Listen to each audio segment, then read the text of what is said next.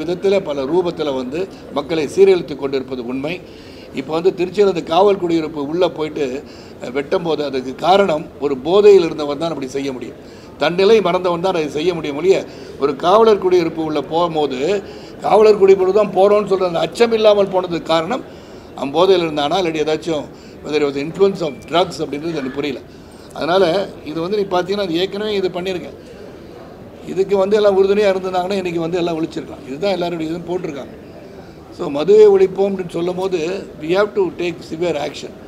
ஏன்னா எதை பாதிக்குது, இளைய தலைமுறை சாதாரண இடத்துல எல்லாமே கிடைக்குதுன்னு சொல்கிறாங்க.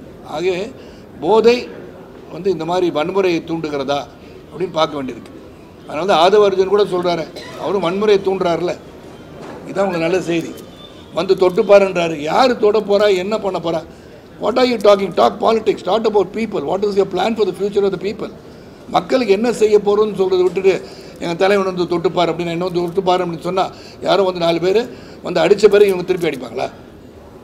யூஆர் ட்ரைங் டு சே இவங்களாம் சொல்லுவாங்களா எங்கள் தலைவனை தொட்டுப்பார் இவங்க சொன்னான்னா முதல்ல இவங்க திட்டுவோம். முதல்ல என்ன தொட்டு பார்க்க நான் நல்லா தானே போயிட்டுருக்கேன். என்ன போய் தொட்டுப்பாரு எவ்வளோ சேர்ந்து அடிப்பான், அப்புறம் திருப்பி அடிக்கணுமா? அது வன்முறை தூண்டும் செயல். These should be condemned. This is not politics. Talk about your policies. என்ன செய்ய போகிறீங்க, மக்களுக்கு புதிதாக என்ன சொல்ல போகிறீங்க, இதை பேசுகிறது தான் அரசியல். நிறைய பேர் வரணும், அரசியலுக்கு வரணும். நான் வரதான் சொல்கிறேன் எல்லாரையும். Talk sense and sensibility. Don't lead the people astray. சொல்லுங்க.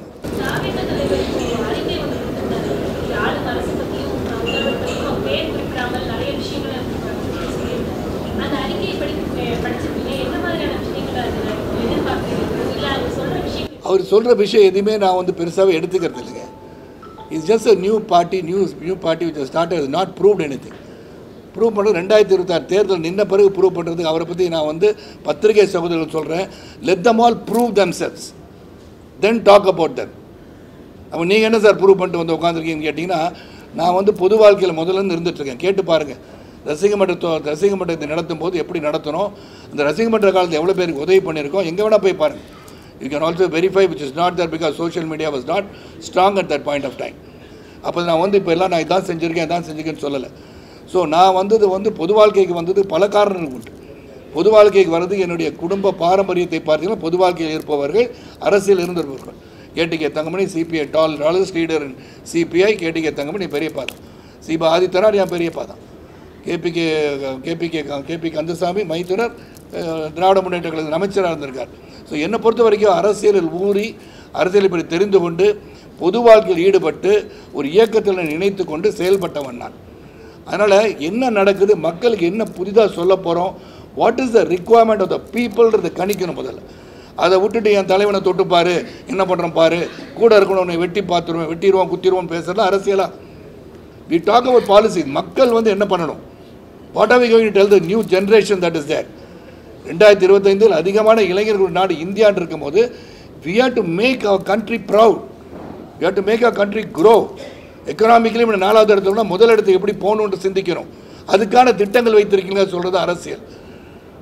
நான் இவனை தொட்டுப்பார் அவனை தொட்டுப்பார் யாரும் தொட முடியுமா வைக்க முடியுமானா என்ன தூண்டுறீங்க? அப்படியாரு அடிக்க வைப்பாங்க எல்லாரையும். அது அப்படியாப்பட்ட அரசியல் அல்ல. Nobody is attacking anybody. நீங்கள் பேசுகிறது பவள விழாவை பற்றி வந்து தவக தலைவர் கிண்டல் பண்ணுறாரு. அவங்க பாரம்பரியமாக நடத்தியிருக்காங்க, அதையும் கிண்டல் பண்ணுறீங்க. அதனால மக்களுக்கு என்ன?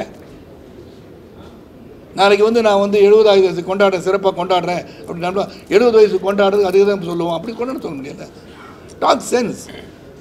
ஜஸ்ட் பிகாஸ் வந்து எதிர்கட்சி ஒருத்தர் எதுக்கணுன்றதுக்காக கண்டதெல்லாம் சொல்லிட்டு இருக்கக்கூடாது.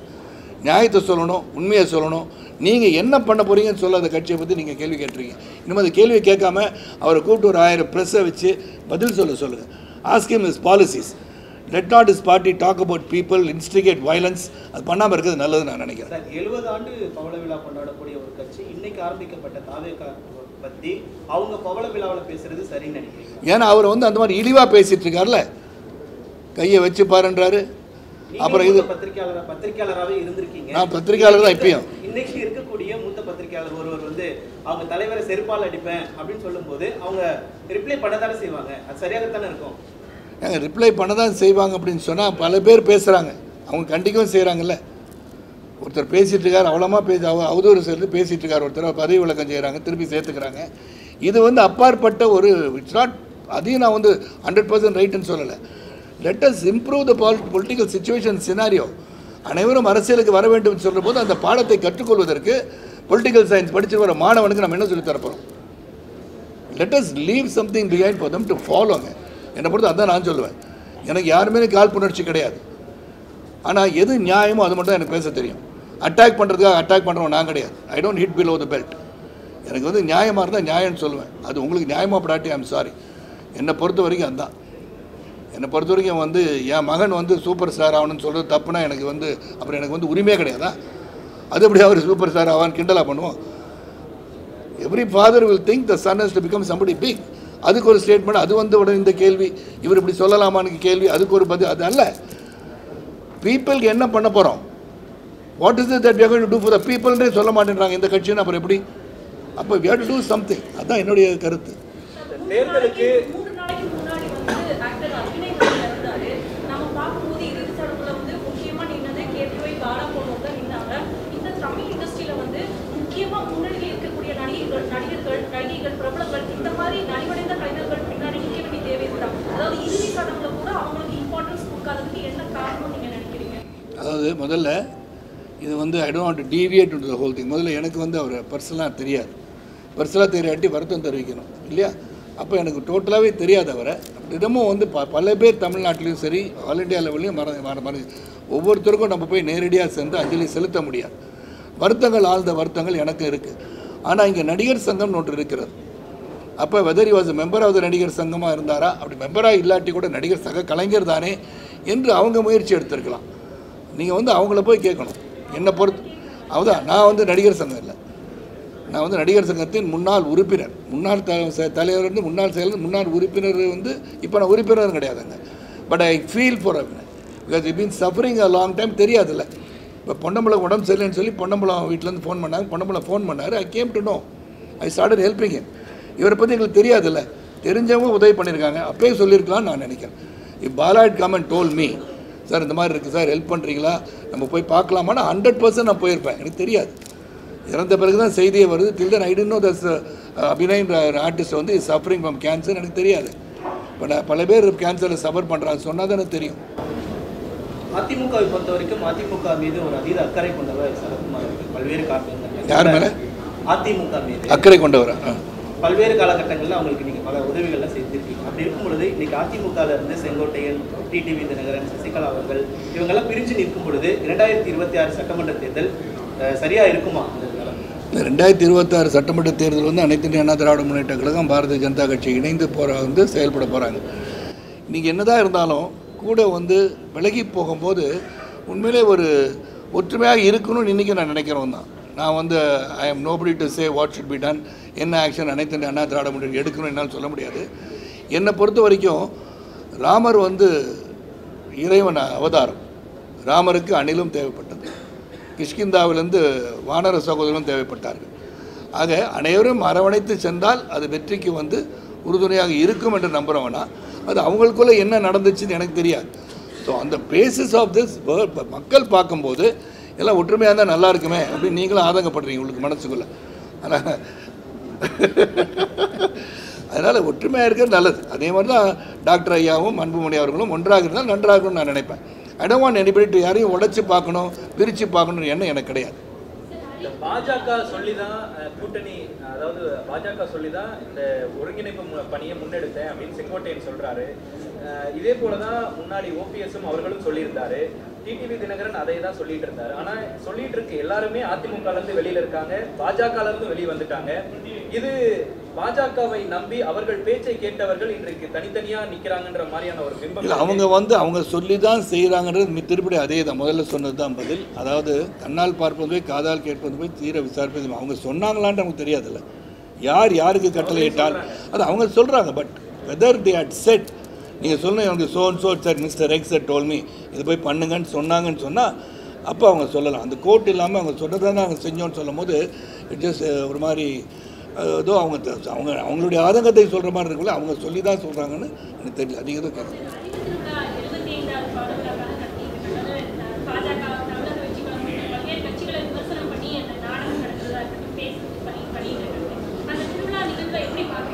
இல்லை அந்த திருவிழா வந்து அந்த அரசியல் சார்ந்து ஒரு பண்ணாமல் அவங்க வந்து மற்றவர்கள் இழிவுபடுத்துபோல் செய்தால் அது தவறு தான் நான் சொல்லுவேன்.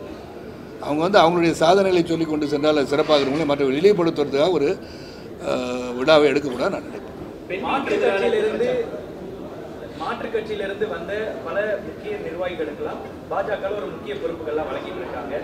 நீங்க ஒரு கட்சியை கலைச்சிட்டு பாஜக இணைஞ்சிருந்தீங்க. உங்களுக்கான அந்த பொறுப்புகள் எப்போ எதிர்பார்க்கலாம்? என்ன மாதிரியான பொறுப்புகள் எதிர்பார்க்கலாம்? எனக்கு வந்து நான் ஏற்கனவே ஒரு தடவை சொல்லிட்டேன், பொறுப்புகளை எண்ணி பொறுப்புகளுக்காக வந்தவன் கிடையாது. நேஷ்னல் ஸ்ட்ரீமில் இருக்கணும்னு வந்துட்டேன்.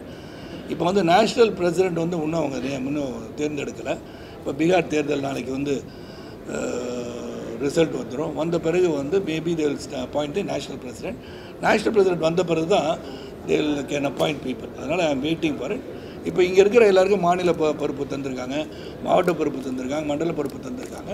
So that shows their inclination to give my office பேருக்கு எங்கள் கூட வந்து சேர்ந்தவங்களுக்கு மதிப்பும் மரியாதையும் இருக்கிறது என்று நிரூபித்திருக்கிறாங்க. பெண்களுக்கு எதிரான குற்றச்சாட்டுகள் அதிகரிச்சிருக்கிறதா எதிர்கட்சிகள் குற்றச்சாட்டு. இந்த கோவை சம்பவம் உள்ளிட்ட பல சம்பவங்களில் அந்த பாதிக்கப்பட்ட பெண்களையே ஒன்றா சித்தரித்து பலர் பேசுகிறாங்க. அதை நீங்கள் எப்படி பார்க்குறீங்க? அதாவது ஏற்கனவே வந்து அதுக்கு ஒன்றே சுட்டு பிடிச்சிட்டாங்க 3 பேரை. ஸோ துரிதமாக செயல்பட்டிருக்கிறார்கள். இது வந்து ஜென்ரலைஸ் பண்ண முடியாது. என்னை பொறுத்த வரைக்கும் குற்றங்கள் நடைபெறுவதற்கு மூல காரணம் என்னென்னு பார்க்கணும். இந்த மாதிரி செயல்கள் நடக்கும் முதல்ல சொன்னதான் பதில். ஏன்னா தன்னிலை மறந்து சிலர் செயல்படுறாங்கன்னு தான் சொல்கிறேன். That means we have to control. அது எதனால் இதெல்லாம் உருவாகுது, இந்த எண்ணம் எங்கேருந்து வருகிறது பார்க்கும்போது போதை போதை போதை என்று தான் சொல்லுவேன். ஏன்னா ஒரு வண்டியில் உட்காந்து பேசிகிட்டு இருக்கவங்கள அது வந்து தனியாக ஏதோ ஒரு இடத்துல காட்டு பக்கத்தில் இருந்தால் கூட நீ போய் கண்ணாடியை உடைச்சி அவங்கள மிரட்டி தூக்கிட்டு போகிற அளவுக்கு இருந்தால் அதுக்கு காரணம் வந்து அவங்களுக்கு இருக்க அந்த தன்னிலை மறந்து இருக்கிற நிலையில் அது செய்கிறார்கள். அப்போ தன்னிலை மறப்பது போதையோ இல்லாட்டி குடிப்பழக்கமும் போதையும் இல்லாட்டி இன்றைக்கி இருக்கிற ஏதேதோ சொல்கிறாங்க பேர் நமக்கே தெரிய மாட்டேங்குது. இதெல்லாம் பயன்படுத்துகிறாங்கன்னு சொல்லும்போது அதை கட்டுப்படுத்துக்கு நாம் முயற்சி செய்ய வேண்டும். கரூர் சம்பவத்திற்கு பிறகு விஜய்க்கும் இந்த தாவேகாவிற்குமான அந்த ஒரு கல சக்தி எப்படி இருக்கு, அவர்களுக்கான அந்த நம்பிக்கை குறைஞ்சிருக்குன்னு பல தரப்புல சொல்றாங்க, அதிகமாக இருக்குன்னு சொல்றாங்க. உங்களுடைய இல்லை அது நம்பிக்கையை பற்றி நான் போக விரும்பலைங்க. எனக்கு வந்து அந்த கருத்து கணிப்பெல்லாம் எனக்கு தெரியாது. ஒன்று விஷயம் நல்லாவே தெரியும். அதாவது உலகத்திலேயே நடக்காத ஒன்று நடந்திருக்கு என்று சொன்னால் இறந்த குடும்பத்தை அழைத்து வந்து பார்ப்பது வந்து ஒரு அவலமான ஒரு சூழல். நேரடியாக என்ன இருந்தாலும் போய் பார்த்துருக்கணும். Nobody can give green card to Vijay to go and visit them. உங்களை யாரும் துன்புறுத்திட போகிறதில்ல. இப்போ நானே போகிறேன். இப்போ வந்து நம்ம மக்கள் உட்காந்துருக்காங்க, பேசாதீங்கன்னு சொல்கிறேன். when you are not able to control your own people then you are not fit to be a leader. அதனால் நீங்கள் என்ன பண்ணியிருக்கோம், நான் போகிறேன்னு சொல்லும்போது ஒருத்தர் வந்தார், அந்த போகிறார் வீட்டுக்கு வச்சுக்கோமே, let us see if he had gone there. அந்த இடத்துல போகும்போது அவங்க வந்து ஒரு மாதிரி கை கொடுக்க வந்தாங்களோ இல்லாட்டி ஃபோட்டோ எடுக்க வந்தாங்களோ, ஏய் எங்கே போய்ட்டு தெரியல அப்படின்னு சொல்ல வேண்டியதானே. Then you should have control and gone போய் இரங்கல் தெரிவிச்சிருக்கலாமே. உங்களை யாரும் துன்புறுத்த போகிறது இல்லையே. நான் 14 வீட்டுக்கு போனேன். கூட்டம் நின்று தான் செஞ்சது, கூட்டம் இருக்க தான் செஞ்சாங்க. நான் போய் பார்த்துட்டு தானே வந்தேன். நான் வந்து 1996 கூட்டத்தை பார்க்குறேன். I have gone everywhere. எங்கெல்லாம் போகணுமோ மறுபடி ஒன் டே தள்ளி போவேன். திருமணத்துக்கே சம்டைம்ஸ் வந்து தாலி கட்டின பிறகு உள்ளே போவேன்.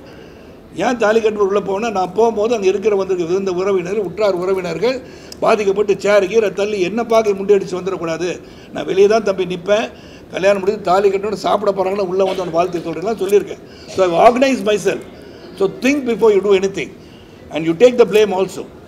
இட் இஸ் நாட் ஒன்லி போலீஸுன்னு சொல்கிறத விட நீங்கள் அந்த கூட்டத்துக்கு போகும்போது அங்கே இருக்க மக்கள் வந்து ஒரு நேரமாக காத்துட்ருக்காங்களே, எப்படி இருக்கணுன்றது சிந்திச்சுட்டு போயிருக்கணும். This is my view. I am not talking about அரசியல். தேங்க்யூ.